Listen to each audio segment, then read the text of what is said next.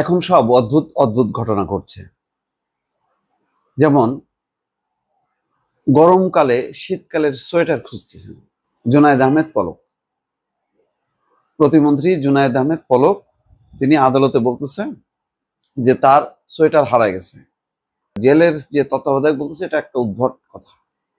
সবচেয়ে গুরুত্বপূর্ণ হলো যে গরমকালে সোয়েটার মানে মানে খুঁজতে হচ্ছে, এটা একটা অদ্ভুত ব্যাপার।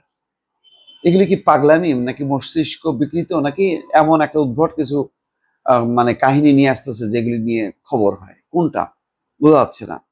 কাঠগড়ায় দাঁড়িয়ে সাবেক তথ্য প্রযুক্তি প্রতিমন্ত্রী জুনায়েদ আহমেদ পলক আইনজীবীদের কাছে দাবি করেছেন কারাগার থেকে তার দুটি শীতের সোয়েটার হারিয়ে গেছে। আইনজীবীদের উদ্দেশ্যে বলছেন, আগামী শীতকাল পর্যন্ত কারাগারে থাকতে হবে কিনা জানি না, কিন্তু আমার দুটি শীতের সোয়েটার হারিয়ে গেছে। যদি সে পর্যন্ত থাকতে হয় তাহলে আবার সোয়েটার জোগাড় করে নিতে হবে। এটা আদালতে আইনজীবীদের কাছে বলার মতো একটা বিষয়। আর কারাগার থেকে সোয়েটার হারা যাবে, সে তো নিশ্চয়ই ডিভিশন পাওয়া একটা কোনো রুম পাইছে, তো কে চুরি করবে, কিভাবে চুরি করবে, হইতে পারে। কিন্তু এটা আদালতে এসে আইনজীবীদের কাছে এটা বলা, এগুলি কি ফান নাকি মস্কারি?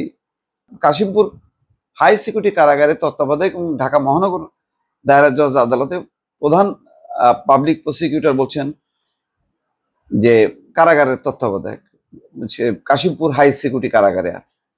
জুনায়েদ আহমেদ পলকের এই কথাগুলো একেবারেই ভিত্তিহীন। তিনি আলোচনায় থাকার জন্য এসব বানোয়াট কথা বলছেন। আমি দেখলাম যে বেশ যাইতে যেতে হাসতেছে, কেউ বলতেছে পলক ভাই স্টারলিং তো চলে আসলো, তারপরে আবার ওই শাহজাহান খান বলতেছে নির্বাচন তো অবশ্যই অংশ নেব, আবার একবার বলতেছে যে আমাদেরকে এইভাবে কথাগুলি বলাচ্ছেন কেন, কিন্তু আবার তিনি বলতেছেন যে কারাগারে মুক্তিযোদ্ধারা, ক্ষমতায় রাজাকাররা। মানে এদের হলো মানে ওই মুক্তিযোদ্ধা রাজাকার, এর বাইরে এদের আর কোনো কিছু নাই, এইভাবে তারা বিভক্ত রাখে। যাই হোক, আজকে অবাক লাগলো যে আদালত প্রাঙ্গণে এসে এখন পুরা গরমকাল মানে শীতের সোয়েটার খুঁজতেছে জুনায়েদ আহমেদ পলক।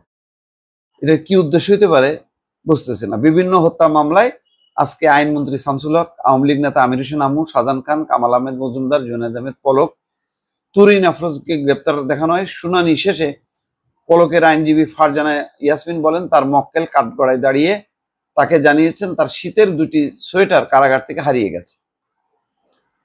10টা 20 মিনিটে জুনায়েদ আহমেদ পলক সিএমএম আদালতে বারান্দায় আনা হয়। তখন একজন সংবাদকর্মী তার কাছে জানতে চান, পলক ভাই আপনি আন্তর্জাতিক অপরাধ ট্রাইব্যুনালে গতকাল 2 হাত এক করে কি বোঝাতে চেয়েছেন?